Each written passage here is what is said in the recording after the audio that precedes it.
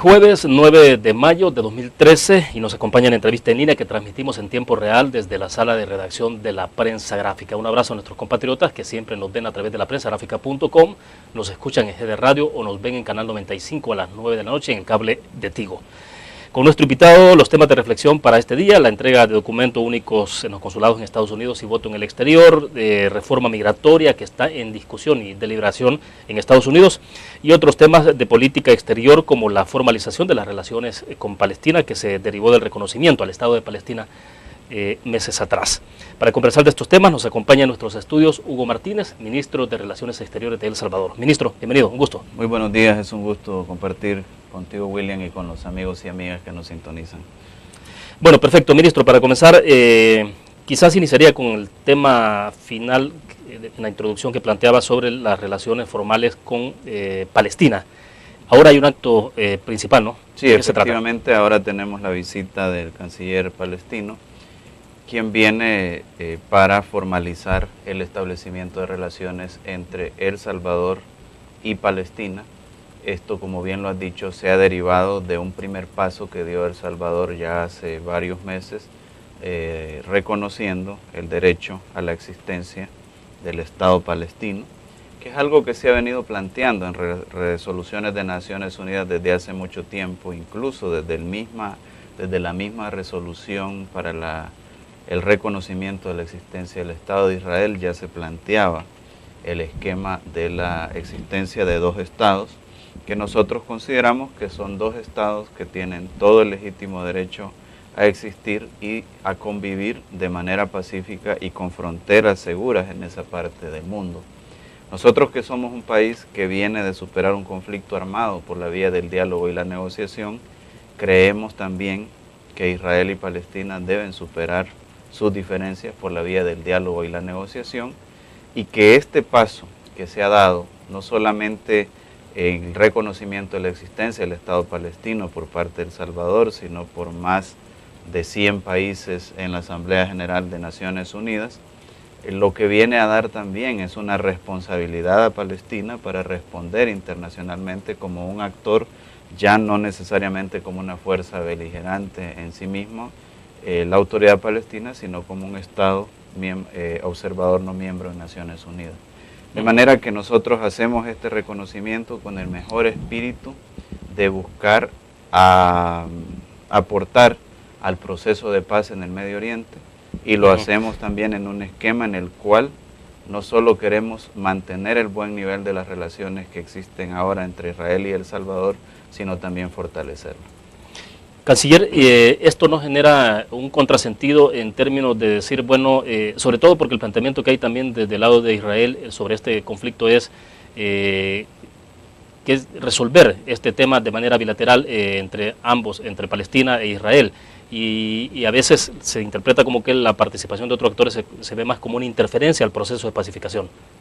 Por eso le pregunto si no se teme que en un momento determinado esto se vea como un contrasentido. Al contrario, una cosa es el derecho a la existencia del Estado palestino, que nadie lo niega, ni siquiera Israel, y otra cosa es el conflicto territorial, el conflicto fronterizo que Israel y Palestina puedan tener.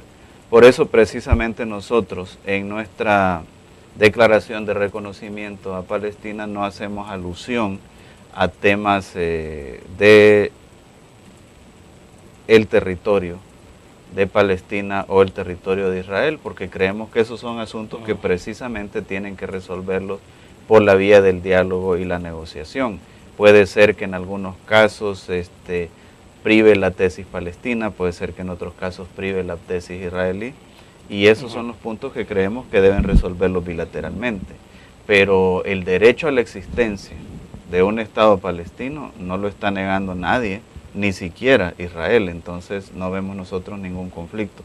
Al contrario, creemos que el Estado palestino, al existir como tal, al participar en Naciones Unidas como tal, no solamente tiene derechos, sino también tiene obligaciones y tiene que responder ante el concierto internacional.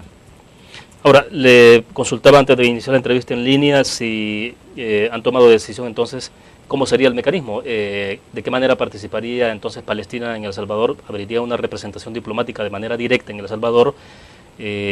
¿Cómo lo haría El Salvador en Palestina? Si es que ustedes van a abrir una representación también dentro de Palestina, ¿o cómo funcionaría esto? No, no se está planteando por el momento abrir representaciones diplomáticas ni palestinas en El Salvador, ni salvadoreñas en Palestina. Estamos en un proceso en el cual primero se hizo el reconocimiento al Estado palestino, ahora estamos firmando el establecimiento de relaciones y el siguiente paso lógico sería el nombramiento de embajadores concurrentes, ¿no? Que nosotros como país tendríamos que analizar cuál sería la concurrencia más inmediata que podría atender Palestina, o si lo atendemos desde una multilateral como el caso de Naciones Unidas, y también Palestina tendría que determinar desde dónde va a atender las relaciones con El Salvador. Bueno, perfecto. Pasemos a otros temas más inmediatos, más domésticos. Ayer usted ha participado junto al presidente Funes y los presidentes de Honduras y Nicaragua, ¿no?, en una reunión tripartita en Managua.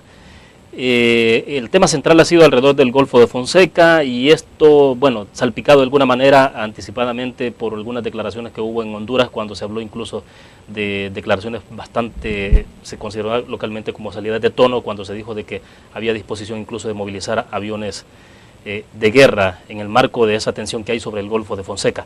Como me indican que vamos a una pausa comercial, cuando regresemos entonces en el próximo segmento entramos a hablar un poco sobre esto, de qué manera se está planteando la discusión o este proceso alrededor de los 3 países centroamericanos. Vamos a la pausa.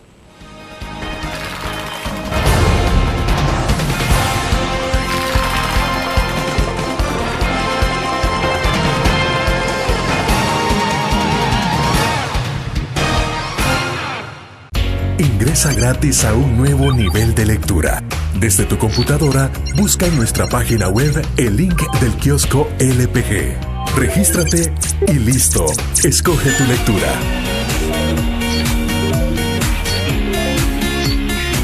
En tu tablet, iPhone o Android, ingresa a App Store o Google Play. Busca Kiosco LPG. Descarga la aplicación y disfruta de todas nuestras publicaciones digitales.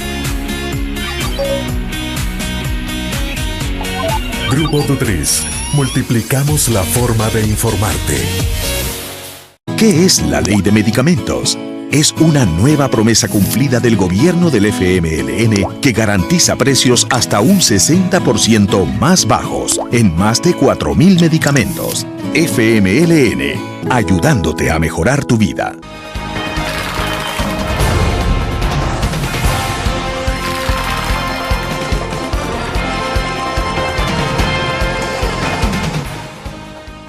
Bueno, nos quedamos en el tema entonces, ministro.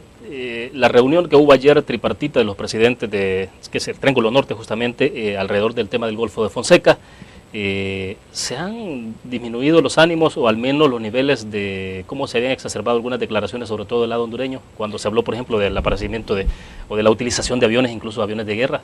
Sí, la reunión fue muy positiva. Nosotros, pues, cuando se dio esa situación de ciertas declaraciones públicas, tanto el presidente Funes como mi persona enviamos comunicaciones al presidente y al canciller de Honduras, haciendo el planteamiento, pues, que no merece la pena estar en una situación de confrontación cuando podemos convertir al Golfo de Fonseca en una oportunidad de desarrollo para los 3 países.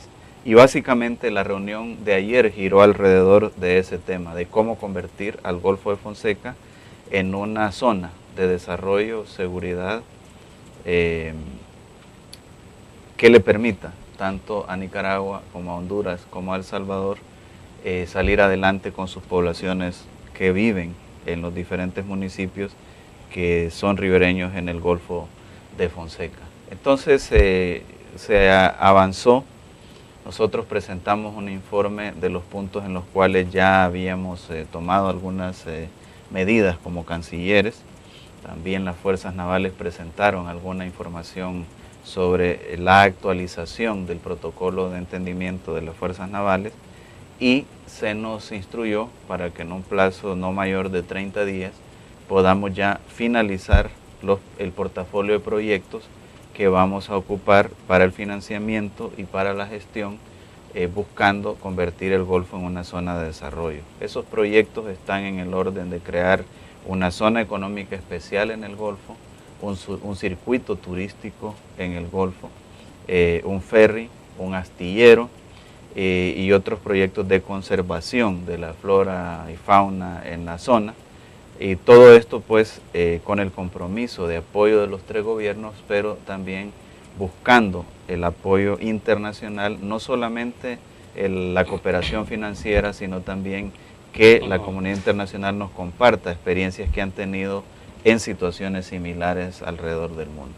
Ahora, ¿usted cree que privan más los puntos de interés, los puntos de acuerdo que los puntos de desacuerdo? Le pregunto esto porque de repente también queda la impresión de que al final cada uno de los países lo que está buscando es garantizar el espacio marítimo en la salida del Golfo de Fonseca y bueno, cuántos metros se mueve uno más a la derecha, a la izquierda y al final de cuentas cómo se puede reducir la salida para cualquiera de los tres países hacia el Pacífico por ese sector, particularmente en Honduras.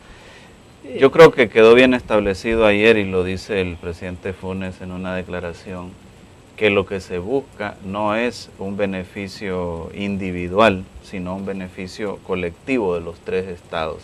Y nosotros confiamos en que en una política de desarrollo conjunta es una política ganar-ganar. Ahí no hay ningún perdedor porque todos los escalones que podamos ir subiendo en materia de desarrollo en el Golfo de Fonseca no van a beneficiar únicamente a El Salvador, únicamente a Honduras o únicamente a Nicaragua, sino que estarán beneficiando a los tres países respectivamente. Requiere de mucha inversión, o sea, están hablando de proyectos muy importantes, cómo lograrlos. La Unión Europea en el pasado ha estado muy interesada en este proceso de integración, pero finalmente, ¿de dónde obtener los recursos? ¿Cada uno de los países pondrá partes iguales? ¿De qué manera? Vamos a hacer gestión también con la Unión Europea, con los países del bloque asiático, con otros países amigos, porque lo cierto es que el Golfo se convierte en una zona estratégica no solamente para El Salvador, Honduras y Nicaragua, sino también para alianzas como la Alianza Transpacífico que se está planteando ahora entre los países del Pacífico en el continente americano con los países del Pacífico en el continente asiático. Entonces, todas esas potencialidades las vamos a explorar y vamos a buscar establecer proyectos de desarrollo en el Golfo. Hay cosas que no requieren grandes inversiones. Por ejemplo, nosotros sabemos que la pesquería en el Golfo cada vez se vuelve más difícil porque hay un agotamiento de ciertas especies, hay una migración de ciertas especies y por lo tanto se tienen que tomar medidas para promover más el desove en la zona, para promover más ojalá granjas controladas en los espacios marítimos inmediatos, de manera que nos permitan lograr ese desarrollo que se requiere ahí en el Golfo, poder producir más, digamos, peces, camarones, etcétera, que permitan no solo el consumo de los pobladores de las zonas ribereñas, sino también la exportación de estos. La visita y eso ya me lleva a otro tema, pero tiene que ver también con la visión regional que hay, la visita del presidente Obama a Costa Rica, donde se ha reunido con todos los presidentes y obviamente que estuvieron ustedes presentes, ¿qué supone para la región centroamericana? Hay una mirada más incisiva, mucho más deliberante de Estados Unidos hacia la región en términos de involucrarse con el desarrollo de la zona. Yo creo que Estados Unidos y el presidente Obama particularmente ha decidido relanzar ese esquema de relación entre los Estados Unidos y el sistema de la integración centroamericana. El hecho de que el presidente Obama nos visite por segunda vez, recordemos que la primera vez fue la visita que nos realizó aquí a El Salvador, plantea una señal del interés que la administración Obama tiene en Centroamérica y plantea de alguna manera también el respaldo a algunas cosas que estamos haciendo regionalmente, como el relanzamiento de la integración que fue propuesta por El Salvador en 2010 y que derivó en 5 áreas fundamentales, dentro de las cuales un área prioritaria es seguridad y que tenemos una estrategia de seguridad regional. Pues la visita plantea como un respaldo a esa apuesta que nosotros hemos definido como región para convertir a Centroamérica también en una zona de paz, seguridad, desarrollo y democracia. Ahora, pero ¿qué tanto están avanzando los países en términos, me refiero a los países de la región para integrarse? Digo porque, bueno, de repente hay disposiciones incluso que son muy domésticas, pero tienen implicaciones a nivel regional, y recientemente, a propósito de la aplicación del fondo para ayudar a las víctimas de accidentes de tránsito, el FONAT, ya ha habido algunos reclamos en las fronteras porque se les está aplicando, por ejemplo, este impuesto. Y traigo el ejemplo como algo muy puntual, pues, pero que tiene que ver y puede en un momento determinado chocar en este proceso. ¿Cómo se ven esos temas particulares? Pues el arte y el reto es conciliar esas medidas domésticas nacionales con las medidas regionales. Nosotros estuvimos en un esfuerzo muy grande, sobre todo en Semana Santa, con el canciller de entonces de Honduras, Corrales, y el canciller Carrera de Guatemala, para garantizar un paso fácil en Semana Santa. Logramos algunos avances en ese terreno, no lo suficientes todavía, pero de eso se trata el esfuerzo de la integración. Tiene que ser algo sistemático, tiene que ser algo que busque conciliar las medidas y los intereses nacionales con las medidas y los intereses regionales, y temas como el FONAT serán temas que deberán ser analizados no solo al seno del Gabinete de Gobierno de El Salvador, sino también al seno del sistema de la integración centroamericana.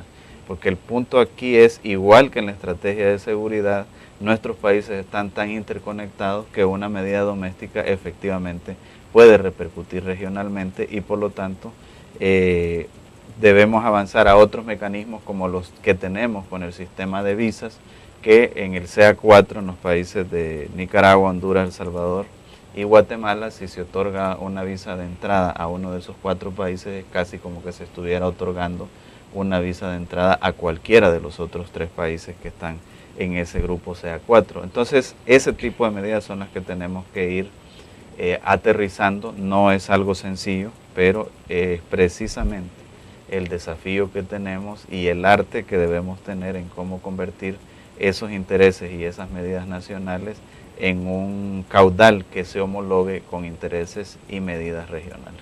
De acuerdo, vamos a una pequeña pausa comercial más y volvemos.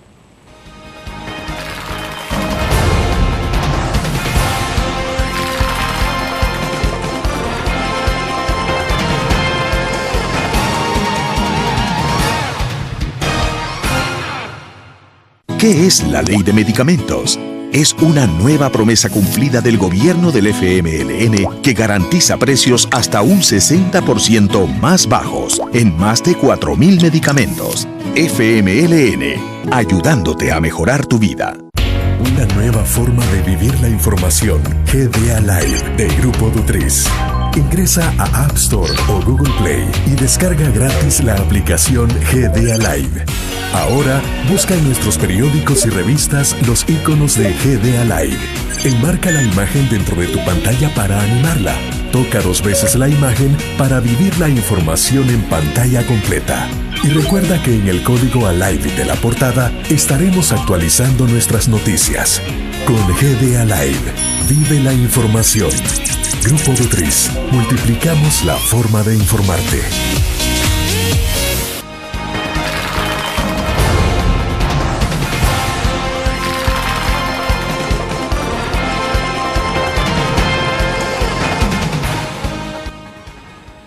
Bien, continúa con nosotros en nuestros estudios desde la sala de redacción de la prensa gráfica Hugo Martínez, ministro de Relaciones Exteriores de nuestro país. Bueno, ministro, volviendo siempre con el tema de cómo puede estar viendo Estados Unidos de la región, América Latina en general, le decía en el corte comercial, bueno, parece que hay mucho más beligerancia. Usted lo decía en el segmento pasado, el presidente Obama viniendo en 2 oportunidades a la región centroamericana, Biden programando ya visitas a otros países de América Latina, y parece que hay mucho más actividad. ¿Qué supone esto para los intereses más domésticos, más propios para El Salvador? ¿Se puede sacar alguna ventaja de todo esto? Claro que sí, es muy positiva esta decisión del presidente Obama de acercarse a la región, porque nos permite consolidar la alianza que tenemos con Estados Unidos y avanzar en temas como seguridad, crecimiento, desarrollo económico, comercio bilateral, comercio transfronterizo.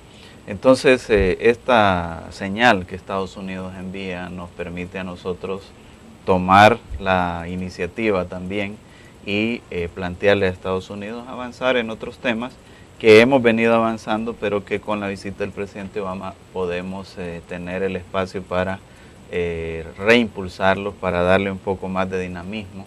Hay temas que también no se mencionan mucho, pero que están como parte de la agenda bilateral Estados Unidos-Centroamérica, como el tema de las energías limpias, que para la administración Obama es muy importante y que está dispuesta a aportar recursos para explorar energías limpias y tener una matriz energética mucho mejor que la que tenemos en este momento. Porque habitualmente los temas a los que hay mucha referencia y en los enfoques también periodísticos, desde luego tiene que ver con la materia de seguridad, ¿no? Sí.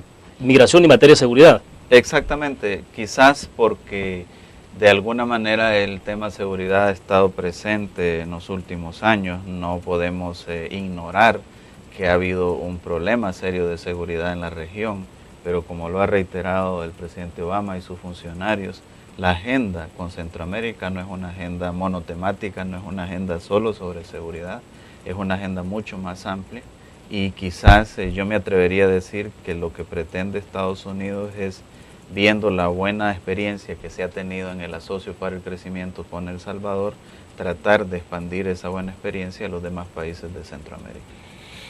Aunque con el asocio público-privado las cosas parece que están más complicadas, ¿no? De hecho, hemos escuchado declaraciones ayer de la embajadora de Estados Unidos, Mari Carmen Aponte, hablando sobre este tema, y en la Asamblea Legislativa el FMLN que ha reiterado una posición bastante clara, sobre todo señalando puntos que tienen que ver supuestamente con inconstitucionalidades del asocio público-privados e incluso de elementos privatizadores. ¿Cómo se plantea, por ejemplo, estas diferencias a veces? Pues yo no creo que las cosas estén tan complicadas. El debate que se está dando es un debate normal y natural en una democracia, siempre y cuando al final del día se llegue a acuerdos, ¿no? Y yo creo que hay voluntad de las diferentes partes de llegar a acuerdos. En El Salvador creo que hace ya algunos años logramos superar la época en la cual únicamente se enviaban los proyectos de ley del Ejecutivo y eran aprobados o ratificados sin ningún estudio por parte del Legislativo. Ahora hay una discusión, ahora el Ejecutivo le explica a los diputados cuál es la apuesta. A mí me ha correspondido hacerlo, por ejemplo, en materia de los acuerdos comerciales, del acuerdo de asociación con la Unión Europea, y una vez se explica, se disipan las dudas, se hacen los ajustes necesarios, se aprueban. Así se aprobó el Tratado Único de Libre Comercio con México, el acuerdo de alcance parcial con Cuba, otros acuerdos comerciales que se han dado, y yo soy optimista que así se aprobará también la ley de asocios públicos privados. ¿Usted no ve que el planteamiento que pueda tener el FMLN de alguna manera distancie en esas relaciones a Estados Unidos con El Salvador? Pues yo no lo creo. Yo creo que cualquier partido político tiene el derecho a plantear sus observaciones a un proyecto de ley. También Estados Unidos tiene el derecho a plantear su visión sobre ese proyecto de ley y tiene también la potestad o la posibilidad de exhortar a cualquier sector del país a considerar el punto de vista que Estados Unidos cree más conveniente, etcétera. Y ese es parte del libre juego democrático. Yo estoy convencido que al final del día vamos a tener una ley de asocio público-privado. Esperaría yo que eso se concrete lo antes posible, que se vean las observaciones que haya que incorporar y que sean válidas, y que tengamos esa ley que es muy importante para el desarrollo del país y también para continuar con ese esquema de asocios para el crecimiento que tenemos con Estados Unidos. Pero sí hay convencimiento entonces de que es necesario la ley de asocios públicos privados. Bueno, desde el momento que ese proyecto de ley fue enviado desde el Ejecutivo es porque se tiene un convencimiento de que esa ley es necesaria. Fue producto de varios estudios de técnicos tanto de Estados Unidos como El Salvador que determinaron que había dos dificultades fundamentales para el desarrollo en El Salvador: el problema del crecimiento y el problema de la seguridad. Y esta ley viene a atacar uno de esos problemas. Hay un esquema propuesto de la ley, estamos abiertos a las observaciones que sean válidas y que puedan incorporarse. Y como decía, esperaría que en el corto plazo posible pueda aprobarse esta ley. Yo creo que no tenemos por qué asustarnos, por qué preocuparnos que haya una diferencia de opinión sobre una ley o sobre determinados puntos específicos de la ley, lo que debemos de buscar es que al final del día tengamos un acuerdo y que ese acuerdo sea beneficioso para el país. De acuerdo, vamos a una pausa comercial. Cuando volvamos, hablemos entonces un poco sobre reforma migratoria en Estados Unidos y cómo se está viendo desde nuestro país la discusión planteada ya en todos los niveles. Vamos a la pausa.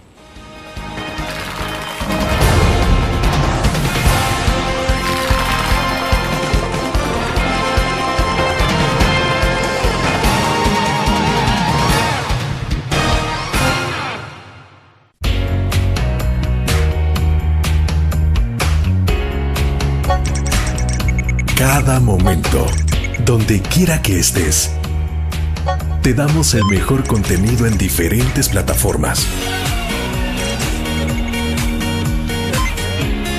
Para que tú escojas el medio para informarte.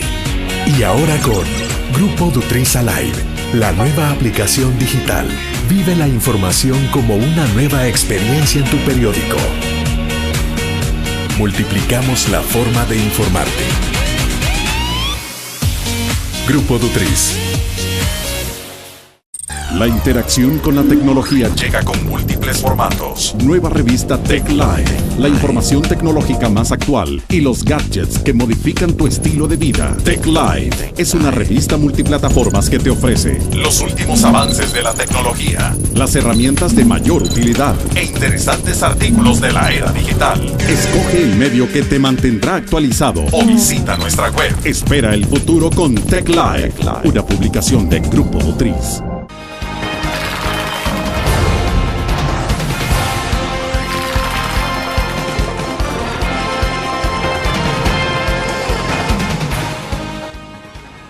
Ministro, me gustaría escuchar entonces opinión suya sobre cómo ve el gobierno de El Salvador esta parte de discusión de reforma migratoria en Estados Unidos, hasta dónde de alguna manera hay algún margen de maniobra, digamos, para que ustedes puedan hacerse sentir con la voz, digamos, representando a los salvadoreños en Estados Unidos, sobre todo porque alrededor de esta propuesta de reforma migratoria hay muchas propuestas.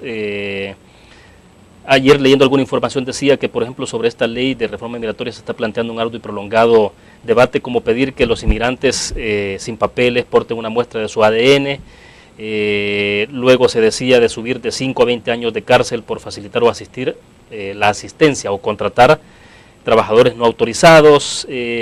Otra cosa que surgía ayer era de que 5 años se exigía como mínimo de estatus migratorio provisionales que tenga una persona antes de que pueda tener acceso a derechos de salud. Es decir, hay tantas cosas, algunas que incluso parece que son medias descabelladas, pero bueno, el tema es que la discusión está abierta, es ya planteada esa reforma.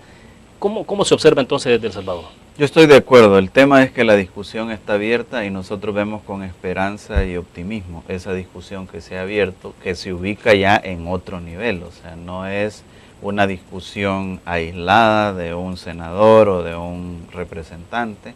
Ya hay comisiones bipartidistas, el grupo de los 8 en el Senado, por ejemplo, que produjo el texto que ya se hizo público en el Senado sobre un proyecto de reforma migratoria que vendría en el mediano plazo a resolver el estatus definitivo de muchos compatriotas en los Estados Unidos.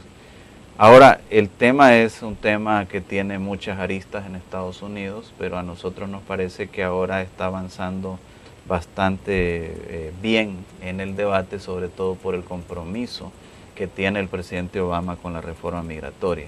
Siempre habrá sectores y siempre ha habido sectores que se oponen a la reforma, pero nosotros confiamos en que se va a lograr un consenso lo suficientemente amplio como para que sea aprobada esta reforma migratoria integral y que permita resolver el impasse en el que están alrededor de 11 millones de personas de diferentes partes del mundo, una buena parte de ellos de Latinoamérica, y que se debe de analizar el tema desde el punto de vista ganar-ganar, es decir, Estados Unidos ha tenido con esta fuerza laboral en los últimos años un potencial para un mayor desarrollo.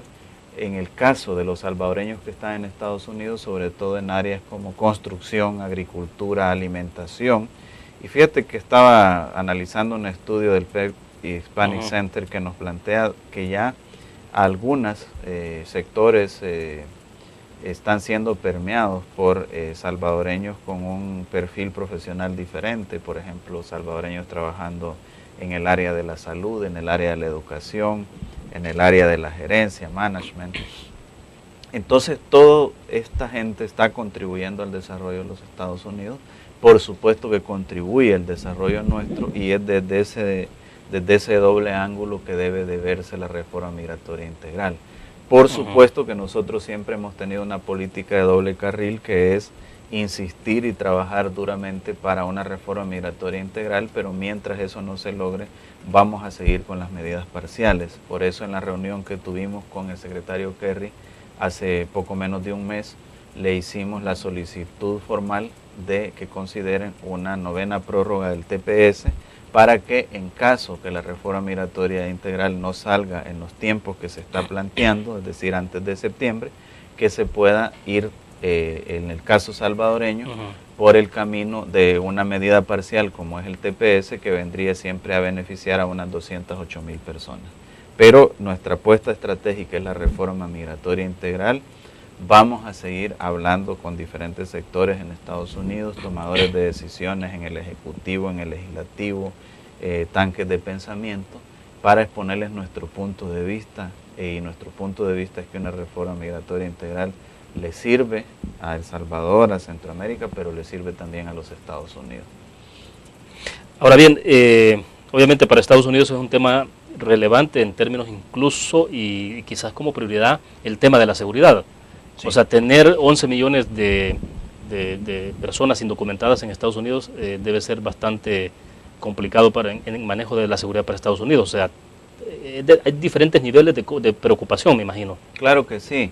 Y una de las cosas que se está tratando de incluir fuertemente en el proyecto de reforma por ciertos sectores de la Cámara y del Senado es la seguridad fronteriza, o sea, el reforzamiento de la seguridad en las fronteras, como condición para flexibilizar en puntos sobre la regularización de las personas que viven y trabajan en Estados Unidos y que no tienen un documento. Bueno, se habla también de que tienen que aprender el inglés como un segundo idioma, manejarlo fluidamente. Se habla también de resolver el tema de algunos pendientes que pueda tener algunas de estas personas con la ley, pagar los impuestos, etcétera. Todo eso en un esquema global que incluye el tema de la seguridad. Nosotros estamos de acuerdo con el tema de la seguridad. Ahora, nosotros siempre le hemos dicho a Estados Unidos, los flujos migratorios no se detienen levantando un muro, aunque sea cada vez más alto. Los flujos migratorios se detienen creando oportunidades en los lugares de origen de la población migrante.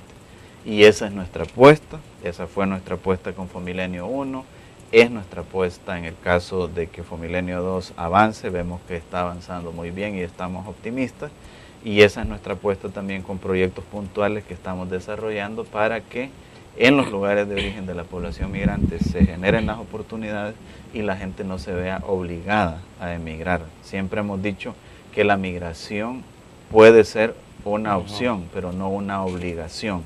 En el momento que nuestra gente pueda tomar la opción de quedarse o de irse voluntariamente, en ese momento creo yo que estaremos en un nivel en el cual cada vez vamos a tener más gente que se quede en el país tratando de aprovechar las oportunidades que se vayan generando. El problema es que en el pasado, un conflicto que existió, luego los problemas económicos hicieron que mucha gente viera la migración como la única opción que tenía de vida en los años anteriores.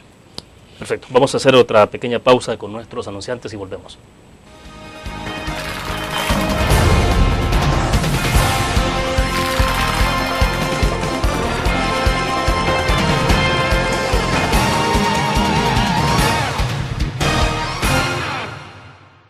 Un graficionado no olvida la historia, y aunque perdió una y otra vez, no perdió el orgullo. El graficionado se levantó entonando su grito de batalla, respirando gritos de gol y celebrando las épicas victorias. Un graficionado cree en la magia de la camiseta y mantiene viva la ola de fe, porque el graficionado sueña con volver a un mundial. El gráfico lo hacemos por deporte. cada momento, donde quiera que estés. Te damos el mejor contenido en diferentes plataformas para que tú escojas el medio para informarte. Y ahora con Grupo Dutriza Live, la nueva aplicación digital. Vive la información como una nueva experiencia. Multiplicamos la forma de informarte. Grupo Dutriz.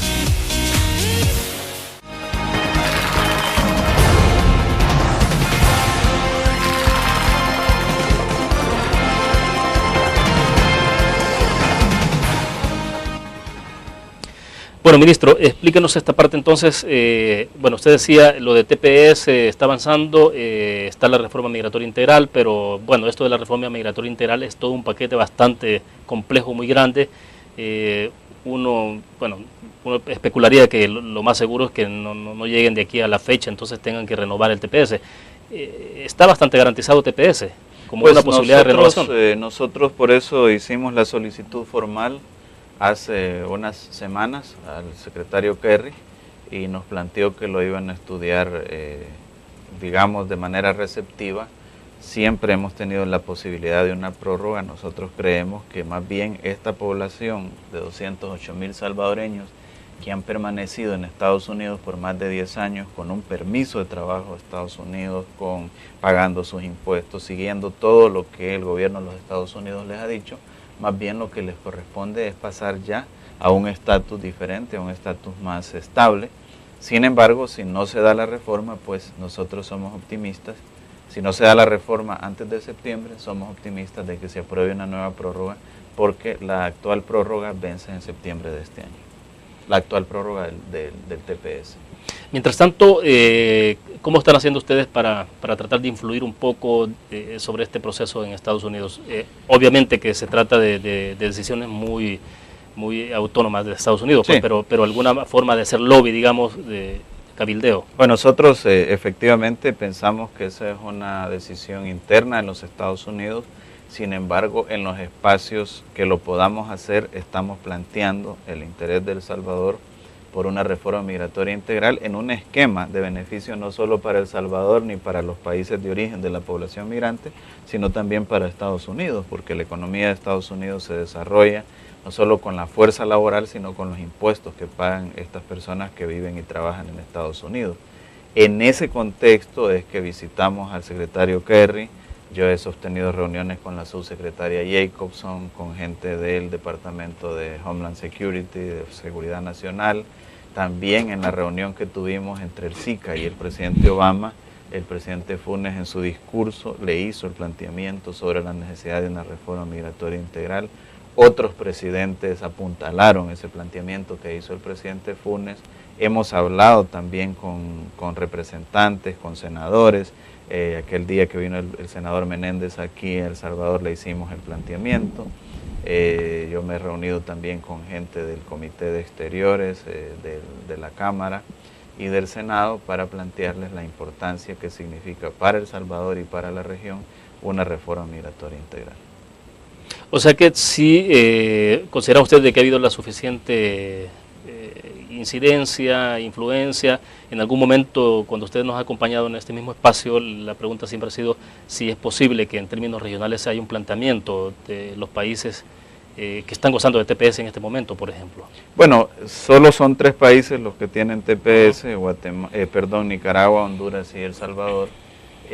No hubo un planteamiento sobre TPS en concreto en la reunión regional SICA Estados Unidos, pero sí hubo un planteamiento regional sobre el tema migratorio. Como decía, a raíz de que el presidente Funes hizo el planteamiento, los demás presidentes pues acuerparon ese planteamiento y le hicieron ver al presidente Obama la importancia que tiene la reforma migratoria. Claro, el presidente Obama planteó que la reforma migratoria era un compromiso de su administración y que iba a seguir impulsando ese compromiso de manera decidida en los próximos meses.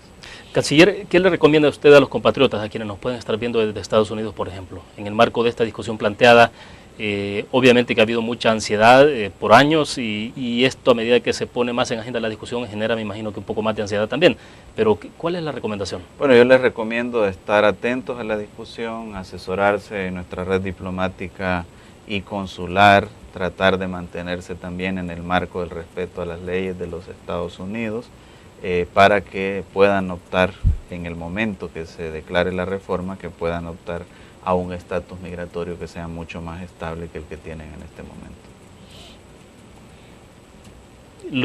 Sobre TPS, en todo caso, hay todo un calendario establecido, ¿no? Sí, tendríamos que iniciar la reinscripción 2 meses antes, por ahí de julio de este año. Nosotros estaremos haciendo las comunicaciones respectivas y estaríamos también con toda nuestra red diplomática y consular al servicio de nuestros compatriotas, como lo hemos hecho en ocasiones anteriores. Cada vez en estas 2 ocasiones que hemos tenido ya como administración que apoyar a nuestros compatriotas en ese proceso, cada vez son más compatriotas los que se abocan a la red diplomática y consular, cada vez son más los que se logran inscribir con asesoría de nuestra red diplomática y consular, y eso pues nos refleja que hay un buen nivel de confianza de nuestros compatriotas en su red diplomática y consular, y no vamos a defraudarlos, vamos a seguir con ese empeño tratando de apoyarles de la mejor manera posible. Son 208.000 los beneficiados en el TPS anterior, ¿no? El que está en vigencia en este momento, sí. Pero habitualmente va disminuyendo la cantidad, sí, ¿no? En esta última reinscripción tuvimos una disminución muy ligera, eso nos refleja que cada compatriota que es beneficiario del TPS ha ido viendo con mayor apuesta la importancia de ese mecanismo que tiene. Y casi que en esta última reinscripción las faltantes que tuvimos fue gente que pasó más bien a otro estatus ya más positivo, a un estatus de residencia, ya sea porque se casaron, porque le salieron los papeles, como decimos, y menos gente que perdió el estatus TPS por conflictos con la ley y ese tipo de cosas, que es lo más difícil, ¿no? Y por eso le decimos a nuestros compatriotas que cuiden ese estatus, que ese estatus los va a llevar muy seguramente en los próximos tiempos a una situación mucho más estable en los Estados Unidos ya de residencia, por ejemplo. O sea que los convertiría prácticamente en los candidatos a estar en la primera línea de reconocimiento. Nosotros siempre hemos dicho que la población TPS de El Salvador es automáticamente el primer escalón en una reforma migratoria integral. Ya, bueno, yo creo que es importante que pasemos a otros temas que tienen que ver ya con el voto en el exterior, sobre todo por el nivel de involucramiento que tienen los consulados, no en la emisión en sí del documento, pero en sí las condiciones de logística que facilitan y todo esto. Porque en días anteriores hemos tenido en nuestros estudios, por ejemplo, a Félix Ulloa, y él planteaba preocupación en términos de la cantidad de documentos únicos que se están emitiendo, y decía él que localmente debería hacerse una reforma a nivel del RNPN para que se pueda prorrogar el vencimiento de los DUIs en Estados Unidos, sobre todo. Bueno, hablemos un poco después de la pausa comercial.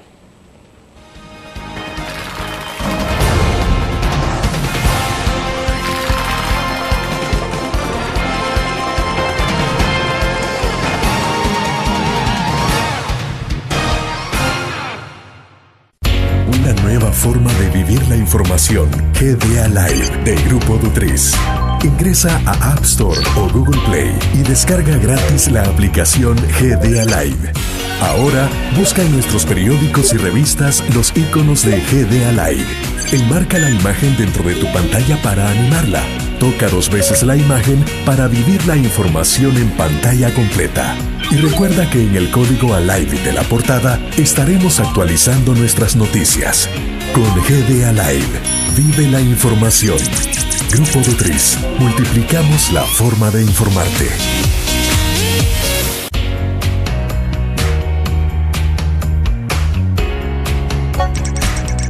Cada momento, donde quiera que estés, te damos el mejor contenido en diferentes plataformas. Para que tú escojas el medio para informarte.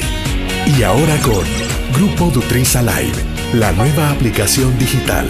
Vive la información como una nueva experiencia en tu periódico. Multiplicamos la forma de informarte. Grupo Dutriz.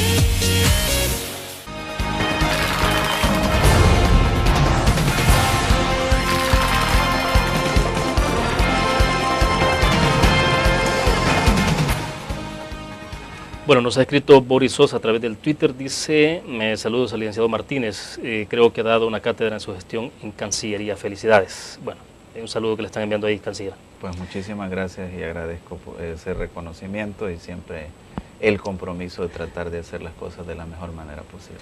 Bueno, hablemos entonces en los últimos minutos que nos quedan del documento único de identidad en este proceso de emisión.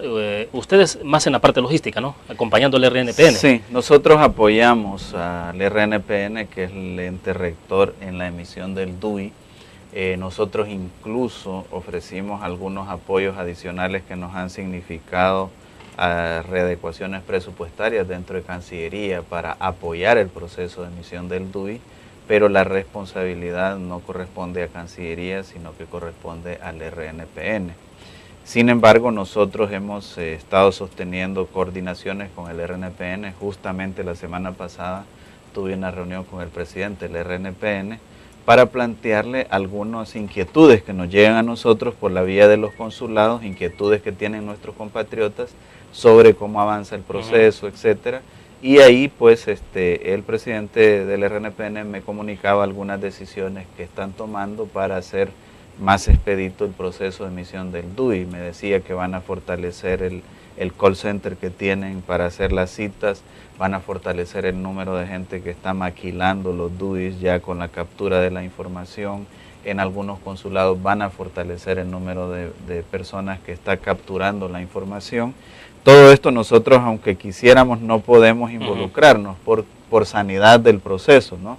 Porque si el DUI solo sirviera para los trámites legales, nosotros perfectamente podríamos apoyar, pero el DUI sirve para emitir el voto en el exterior y no queremos bajo ninguna circunstancia, ni la ley lo permita, lo permite que se piense que nosotros estamos tratando de beneficiar a un determinado sector político con nuestra participación en ese proceso.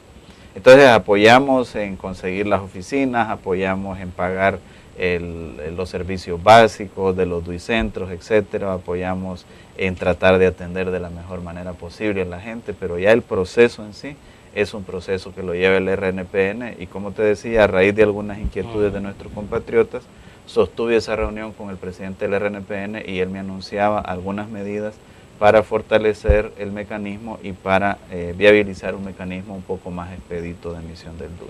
Ahora bien, Félix Ulloa nos compartió algunos datos a principios del mes de mayo y él decía, por ejemplo, que tenían información de que se estaban extendiendo un promedio de 9.000 documentos, que se habían extendido desde los últimos 4 meses, solo 9.000 documentos únicos de identidad, y que obviamente eso implicaba una relación en términos proporcionales bastante bajo, y el hecho de que eso también repercutiera sobre el número de personas que podrían emitir el sufragio desde el exterior en las elecciones de 2014. Entonces él decía, si se continúa con este ritmo, lo más seguro es que quizás solo el 1% de quienes tienen facultad de hacerlo puedan emitir el voto en Estados Unidos, por ejemplo.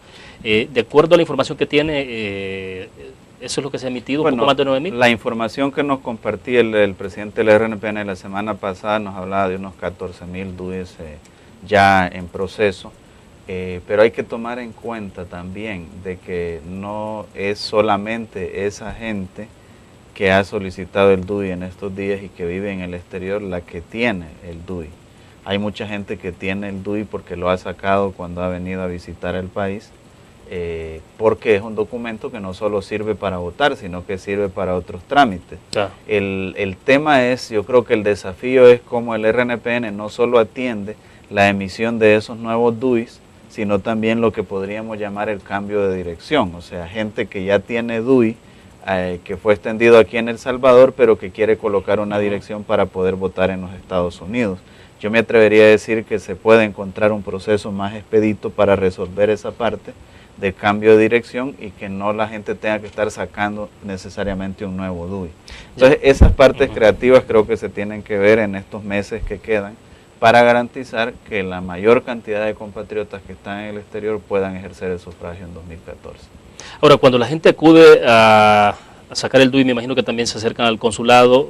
¿Cuál es la queja o la preocupación de la gente que se está acercando a los consulados? Bueno, lo que nosotros hemos podido ver es que hay, digamos, un interés de un sector de la población en el exterior de sacar el DUI para poder votar. no es un interés generalizado, pero sí hay un buen porcentaje que sí está interesado en realizar el trámite. Siempre lo que uno ve en nuestros compatriotas en los Estados Unidos es el factor tiempo, ¿no? Porque ellos están muy enfocados en su trabajo, etcétera. Entonces, lo que ellos quisieran es adelantar algunos datos por una vía electrónica o adelantar algunos datos por las vías que sea posible, de manera que el tiempo para ya retirar el documento sea el menos posible, ¿no? Eso nosotros lo decimos por la experiencia que hemos tenido en la emisión de pasaportes, que ahora gracias a Dios estamos emitiendo prácticamente o en el mismo día o al siguiente día a más tardar por cita. Pero en este caso lo que nuestros compatriotas quisieran es cada vez un mecanismo más expedito. No es que tengamos así como una protesta al respecto, pero sí nosotros por experiencia hemos visto que nuestros compatriotas que son muy ocupados, que tienen a veces 2 y hasta 3 trabajos, quisieran que el mecanismo sea lo más rápido posible. Y esas son de las cosas que vimos con el presidente del RNPN, cómo fortalecer el call center para que más gente atienda llamadas, para que se puedan hacer las citas y se adelante el proceso, cómo fortalecer el tema de la gente que está maquilando, etcétera. Y todo eso, pues el presidente del RNPN me decía la voluntad que él tiene de tomar las medidas necesarias para que se mejore cada vez más el proceso de emisión del DUI. ¿Podría ser conveniente o no, desde su punto de vista, el que se pudiera prorrogar la vigencia de los documentos únicos que están vencidos en este momento? Como una opción. Bueno, ese es un asunto legal que lo tendría que opinar más bien el RNPN. Yo con la opción que sí estoy de acuerdo es que se prorrogue en la ley de emisión del DUI en el exterior los tiempos límites para la emisión. Ya se prorrogó 1 mes, si no mal entiendo, pero todavía se podría prorrogar 1 o 2 meses más. Entiendo que en esa dirección se presentó una solicitud a la Asamblea Legislativa y yo esperaría que los señores diputados y diputadas lo consideren, porque eso lo que hace es darle un poco más de tiempo a aquellos compatriotas que todavía no han iniciado el trámite para que puedan iniciarlo y que puedan obtener el DUI. Entonces yo estaría de acuerdo más bien con esa prórroga del tiempo límite para emitir el DUI. El tema de la vigencia o no lo dejaría más al análisis legal que pueda establecer el RNPN y otras instancias. Bueno, perfecto. Le agradecemos, ministro, que ha estado con mucho gusto. Muy amable. Y estamos a la orden siempre. Bueno, perfecto. Terminamos entonces la entrevista en línea. Gracias a ustedes por su fiel sintonía. Les invito a que nos acompañe mañana. Estará con nosotros Stefano Gatto, el representante de la Unión Europea, para hablar de varios temas de integración regional, desde luego, y de la visión que tiene la Unión Europea a propósito del aniversario que están cumpliendo en estos días. Nos vemos entonces.